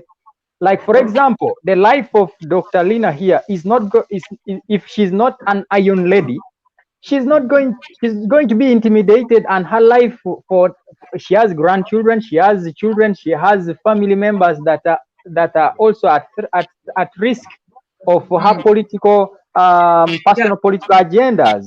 So you have all that into consideration, whereby for such political leaders, they end up being broken down, and their families end up disintegrating. You end up having people that are operating in an arena where they are only individuals as we see them, but mentally they are also broken down. family-wise, they're broken down and they are scattered. I have personally people that I know of the Pan-African agenda in that started in the FDC. I have friends that are currently being hosted in Kenya, in the neighboring Kenya. You are very aware of Stella Nyanzi and the clique. They are they have taken refuge in Kenya just to flee, to fly away from the political intimidations and the threats into their lives. But I think these are just orchestrated to divert, to create a frustration and to create a change of mindset. If somebody does not have a well-trenched passion and agenda, they will always fall prey to the regime. Yeah. Dr. Zedriga. Yes, please. As we move on to the issue of constructing roads in the DRC, what's Mr. Museveni's objective in constructing roads in the DRC? How do those roads help Ugandans on the ground? It's a very sad reality. But I did an analysis and a tracking up to 1999 and beyond. The vested interest in DR Congo in terms of the natural resources, extractive, the gold, the whatever of DRC. I did an investigation about really what is it? You need roads in Uganda. What is that vested interest? A number of thoughts. Of course, DR Congo, we've had all those the minerals, the gold, and even the alleged recruitments and renegades and so on and so forth. There has been a lot of interest. So, do you know that even in Igoma, there is a Serena that was built in Igoma, and it is not even reflected anywhere? And a lot of, Serena in Igoma. Yes. So, meanwhile, Uganda still has a case to answer. So there are those very vested interests, but it's about which touches on issues of peace and security at the expense of Ugandan economy. Okay, so we need to investigate. We need to read in practice the document. Why that road, and how is Uganda going to pay? Or is it DRC going to pay? Is it for Uganda as a country or some individual? So we need to separate these things, So for me, it is a matter that we must show more interest and investigation, and insofar as our fragility as peace and security, as far as our fragility as a state and our economy is concerned, because there is more than just what the eye sees with respect to that road. That's what I can say for today in the interest of time. Mr. Mitala, your thoughts on that? I think the project is very unsincere. That's my first observation. And I think there are lots of unanswered questions behind it. Obviously, there's a case for regional integration. I think people with the Bantu-speaking people, really, people within that region, the Congolese, the Kenyans, the Rwandese, there's every case, for us, having a united front, and in order for us to be able to interact more closely, do more trade with each other. Some of our friends have married across those tribes and those countries. I've got friends and relatives who are married to Congolese, so I've got an interest in having a good relationship with the Congolese. But I think President Museveni is playing a very, you know, he's good at playing political games. You know, he's playing a very good, very sharp. This is chess at its best, if you want to put it that way. I think President Museveni has suddenly realized that he's got a pawn or he's got somebody who is very easily persuadable in the person of Tshisekedi. And obviously, during the times of Joseph Kabila, maybe the relationship between Museveni and Joseph Kabila was not really the very best. The relationship between President Museveni and Paul Kagame is not really the very best. I don't think he's capable of twisting around the lady in Tanzania. I don't think he's capable of twisting around Mr. Uhuru Kenyatta. So I think in Tshisekedi, he's finally found somebody who is very easy to manipulate, and possibly he's seen a weak link there, and he's trying to play, you know, to see how he can get the best out of Tshisekedi to be able to advance his own agenda, you know, in another area. There are lots of, you know, reservations around that entire project. I think if really the Congolese people want to trade with us, there's nothing that would stop them from coming from Congo to Uganda to do their own trade. They have always been, you know, around us. You know, I remember there's a time when Congolese music was huge on the Ugandan market. The Congolese the Congolese have influenced our dressing quite a lot. I remember there was a time during our school parties, and we used to go to find Congolese tailors because they were able to make the best suits at the time. So there is no absence of trade between us and the Congolese. So I don't think that's the issue really about trading. I think there is an interior motive that is not being, explained properly. But of course, the Ugandan people, we've become kind of accustomed to not asking our governments questions and asking them to account for the action that they are taking. So that's where we are. I just hope that, you know, we'll get the best out of it. Mr. Wilobo, your thoughts on that? Well, I would divert my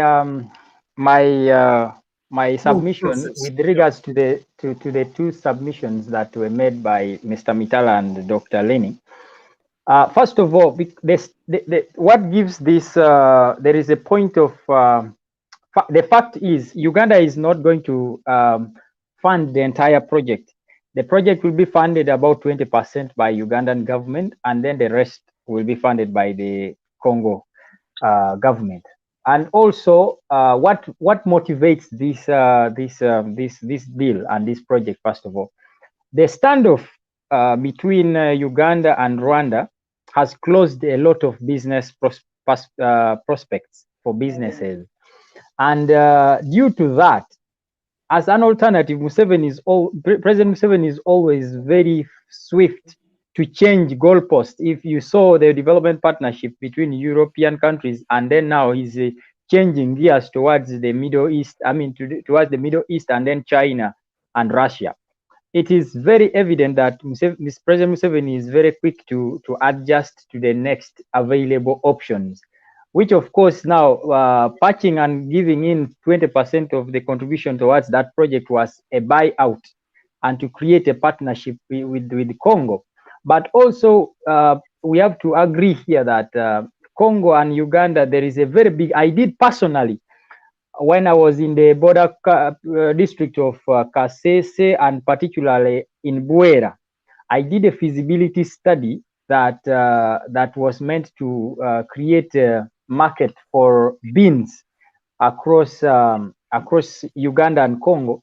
The biggest challenge to that was the transportation of beans, because much as there is a very, very high demand, our beans actually goes up to the Central African Republic, because those people use it for other than eating it. They use it for other use, as ingredients for manufacturing.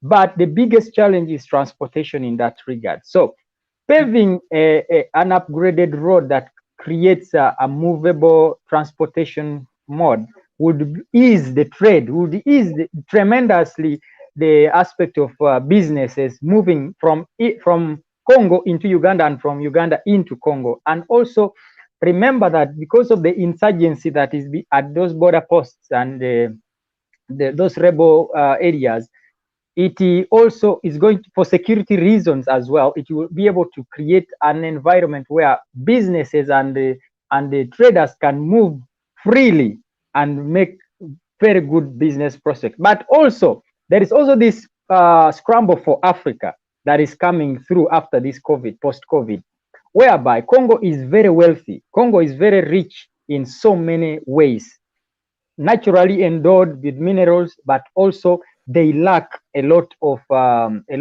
products in terms of feeding their population. They feed most of their food is from Uganda.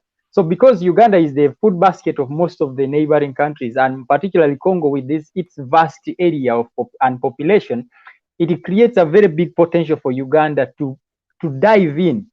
As Mr. Wamala said in his address when he was doing this, when he was launching this project, he said there is always a first time of everything.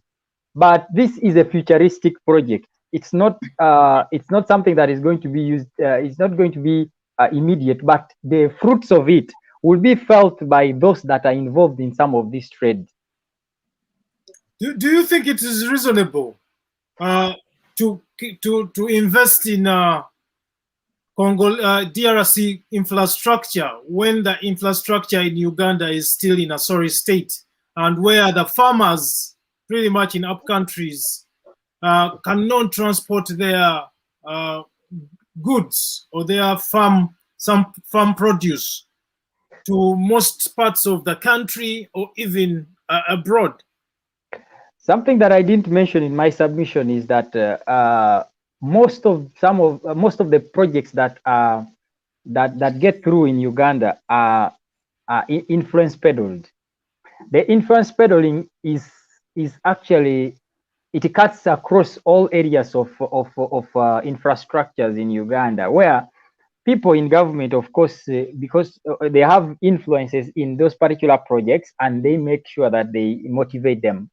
Now, the question, to answer your question directly, it's that Uganda is not having inability to actually work on some of these roads, but it is just the negligence of people in power and the people that are meant to do some of these things, because the budgets are there. The budgets are there to make sure that some of these roads are upgraded to tarmac and upgraded to a level that is able to facilitate trade, internal trade and local trade.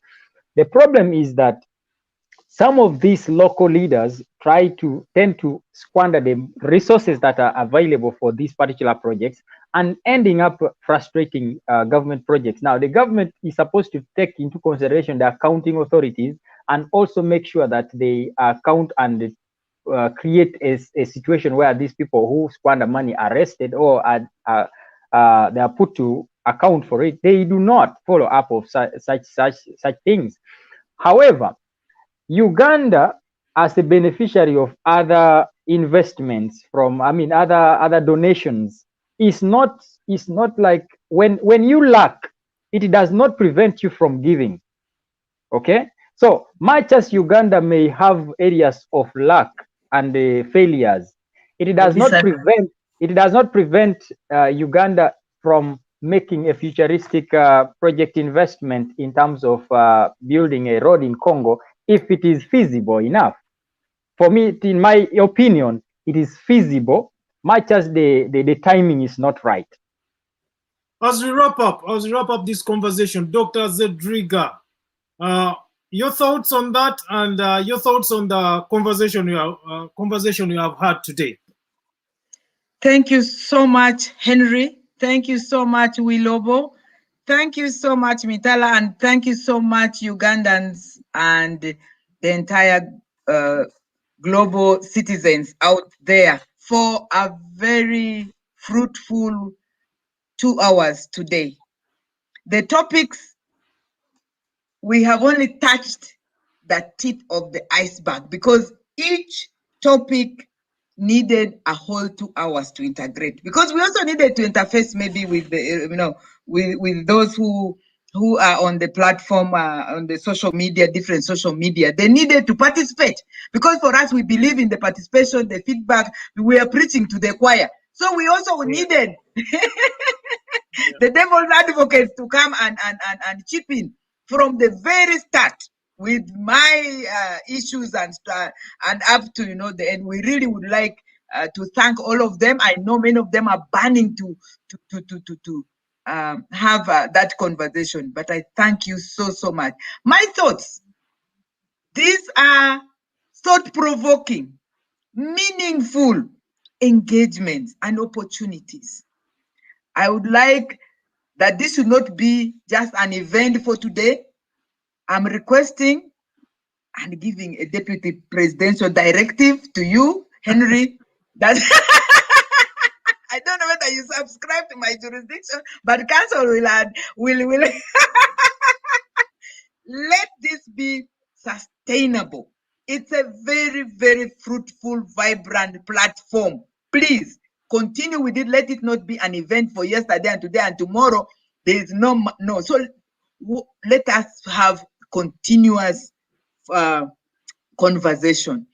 And wherever I'll be able, I would commit to be present. But of course, also I have my other colleagues, the Vice President Eastern, the Vice President Western. She would have actually very insightful inputs when with regard to the roads and so on. That is Her Excellency Jolie Mujisha and Honorable Nambeshe and even the leader of opposition. So let's try to structure this. Let's take it to the next level because it gives people hope. These are critical issues. We do not have any space. We are so shrunk in our fear. We're almost going back to the closets, except for some of us who have refused to go back to the closets. So you are the key to opening those closets and keeping them open. Continue. You are doing it right. Spread it out. And even in some of the, in terms of follow-ups, let's say we compile. Let's listen to it. Let it not just go on defense or in vain. Let us compile it and what were the critical conversations here? Because for me, this was my first time here. I have really found it very engaging. I have found it very educative. I've learned and relearned a lot, and I mean it. So as we stay safe, as we also continue to empathize, let us continue with our documentations of this. Let us continue engaging the communities. Let us continue to give hope. Keeping hope alive is very critical. Keeping hope alive and sharing in terms of knowledge, because they say knowledge, information is power, but sharing information is empowerment. So we need to continue with this empowerment.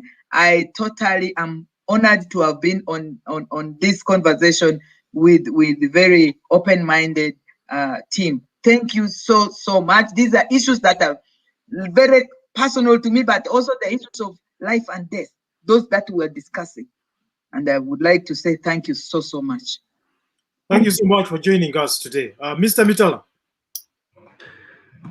3 observations for me. Number one, on the issues pertaining to Dr. Zedriga, I would just like to say to her, and possibly all the people who are in her caliber, and for the level of leadership that she's at as a national leader, because Dr. Zedriga, you are not just a leader within the NUP platform, you are a national leader, by consequence of occupying the position and by consequence of your experience and exposure to a wide number of things. I think Ugandans need to have, people like you to be able to have greater insights into, how we should manage some of these things. I just want to say to people like you, and you in particular, that, there are people out there who look up to you. There are people there who respect you. There are people out there who are motivated and they look up to you for hope and direction. And therefore, the way you relate, especially when these sorts of challenges do emerge, is critically important, because it either breaks the people that who are looking up to you, or it gives them greater motivation to be able to position themselves and say, okay, we are going to take this fight even further. So that's very crucial. And I hope that the few hiccups that have come up for you do not dissuade you, from continuing to do the work that you are doing. And I also want to add on very quickly on that in my experience, my observation, what I've seen is that the people who have earned their voice to speak without fear, they have had to fight for it. when we've had the Stella Nyanzis here, when we look at the Besiges, when we look at the Mugisha Montos, when we look at all those people that we look up to, when we look at Bobby Wine in his own capacity as a man from nowhere who came and ruptured up the system, I think you tend to realize that those people have got one common factor in common, and that is they are not fearful of confronting, the ugly beast that lies before our hands. And I think that's crucial. So that spirit needs to be encouraged. It is not intended to take down the government, but it is intended to empower the people to have a say in the manner and way in which they are governed, because that's critical for the national development altogether. The last thing I want to say is really just to express my solidarity with all my fellow countrymen, brethren, all our people back home and wherever you are. For those of us in the diaspora, things tend to be a bit quite harsh on us, because sometimes things do happen and you don't even have an avenue for you to be able to participate in those cultural things as they do emerge, to be able to stand up with your people and show them that you are there for them. So our pains are a bit different, and but my solidarity goes out, to everybody who has been affected by this COVID pandemic, and especially what is taking place at home at the moment. For me, is incredibly worrying. As you can see, I've not even taken off my beard because I'm really stressed about this whole business. I look at my phone every minute and I'm worried what news is going to come from home, and I cannot imagine the pain that our people are going through. I hope that as a country, as a nation, we will be able to pull out of this stronger. Those who have fallen on the way, we will always remember them in our memories. That's all I can say. And of course, thanks to Henry for providing the platform for us to be here, and the participants for being open-minded and being able to say things that are usually not possibly very palatable to people in whatever sense they want to look at them. But salute, guys. Thanks a lot. Thank you so much, Mr. Mitala. Mr. Wilobo, as we wrap up. You're muted. Sorry about that. So two things I wanted to put across as I wind up, and also I want to add my voice on Mr. Mitala's submission. To Dr. Lina directly, is that I want to see how the leadership in your political party draw the line or create an environment of a reconciliation conversation within the political divide, within the political opposition. People want to see reconciliation conversation, a united force of change that can create hope in the population towards whether we like it or not, change is inevitable. But how we achieve that change is very, very important. So, in addition to that, I would love to see your leadership create a tolerance kind of way towards so many aspects of conversations that take shape. If there is no tolerance of persons, of conversations, of criticism, there will be no way that leadership will take shape. Absolutely. And I want also to sympathize with my fellow brothers, sisters, and Ugandans at large in this current situation where everybody seems to be helpless. We pray that everything works out well. Those that have lost loved ones, my heartfelt condolence to them. Those that are having sick people that are in their families, we pray for their quick recovery. And we also pray that all of us as Ugandans play our part amid these very extreme challenges. We play our part to keep ourselves safe, but most importantly, to keep others also safe around us. Thank you very much, Henry, and thank you for this platform that can be able to give us a voice to air out to our people. And also, I would challenge you to make sure that you push these conversations to those that it is supposed to reach. Thank you very much, and thank you, participants. Thank you so much. Thank you so much. This is the state of the nation. My name is Henry SSALI. We are deliberate, we are reasonable, and we are uncensored. This is the state of the nation. I would like to thank Dr. Lina Zedriga for joining us today and for clearing her name in terms of the stories that were recently submitted by Dean Loasava. As you have heard from her own voice, you should treat them as contemptuous as they should be, according to her. I would like to thank Mr. Mitala, Julius, for joining us today, and of course, Mr. George Wilobo for joining us here today. This is the state of the nation. We are deliberate, we are deliberate, reasonable, and uncensored. Thank you so much for joining us, and have a great day. Happy Father's Day to the fathers, and all my condolences to all the people in Kampala. Yes.